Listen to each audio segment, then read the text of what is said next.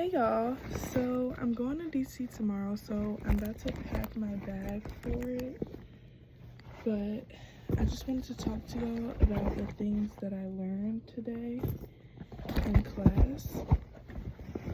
So pretty much in my music class, I thought the music class was going to be pretty freaking boring, but actually it's kind of interesting and like insightful the way he puts it.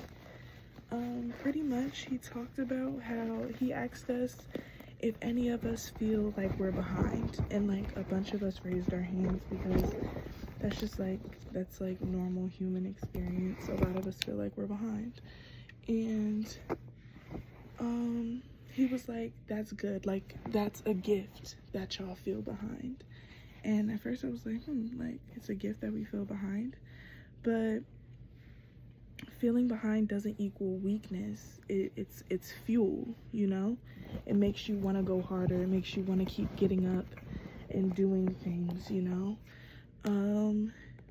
Failures highlight weaknesses so strengths can be built.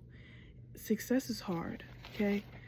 And like if you don't have the structure to be able to handle success, when you get it, you're gonna lose it. That's why people get Oscars and fall off, because they had the success, they loved it, but like they didn't know how to maintain it because they didn't go through the process.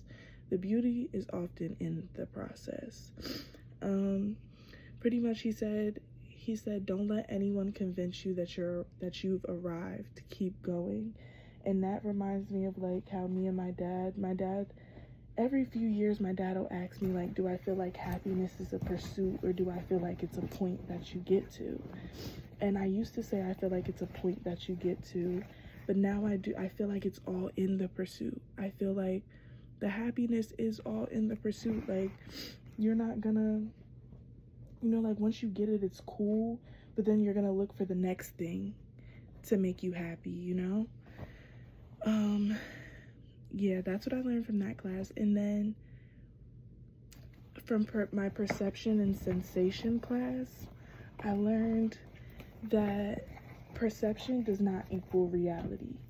Your brain, everybody's brain is different, and pretty much the brain, there's external info that comes in through your sensory organs take it in, and then the brain has to interpret it.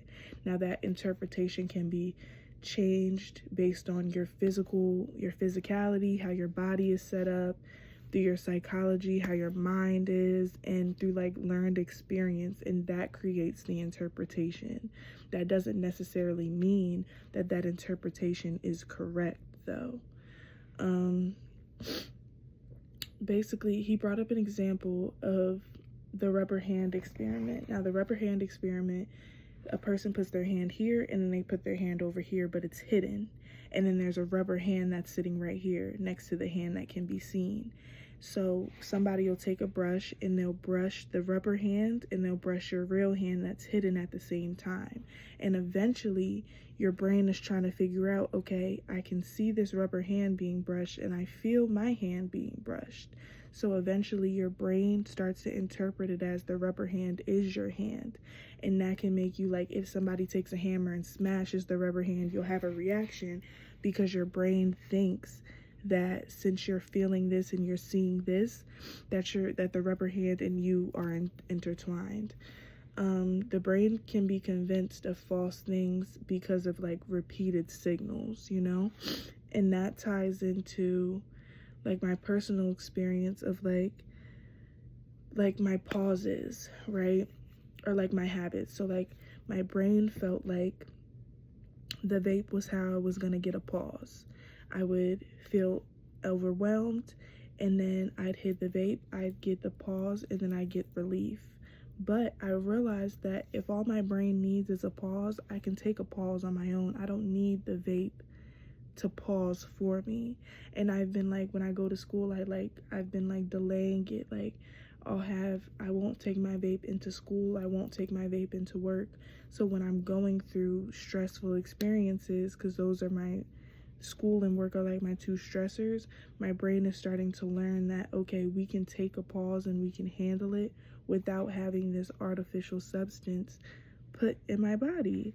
And the when the don't let anyone convince you you've arrived, keep growing, that takes me into like my process season, and how like I'm in a process season right now, and like I don't know what's gonna come from this, but I'm enjoying the process of it. Like, it's not even about the success for me. I just like going to my YouTube page and seeing videos up there and seeing that I've been consistent for a week at this point, you know? I'm basically just rewiring my responses. And discipline versus impulse, pretty much impulse is discipline is directional, impulse is immediate. When you have discipline, it's calm, it's intentional. When you have impulses, it's emotional, it's urgent, so it feels noisier, so you feel like you have to obey the impulse because it's more noise. But you don't have to. Like, discipline is just like, discipline gives you direction, it helps you, you know? Like, impulses are loud, but like they mean nothing, they're futile, you know? And that's like when you see a person and they're just like loud and they're doing the most, and you're like, why does this person act like this? Because they probably have nothing going on internally, so they have to be loud to make people feel like they have a bunch more going on than they do, you know? Discipline isn't perfection, it's just interruption, you know? I'm just interrupting the times when I'm hitting the vape. I got a little distracted from packing. But yeah, that's pretty much what I learned today. I'm packing my bag. After this, I'm gonna go take a shower, and then yeah, we're going to take on DC in a structured way. And yeah, I just wanted to give y'all a little update. See y'all tomorrow. Love you, mean it.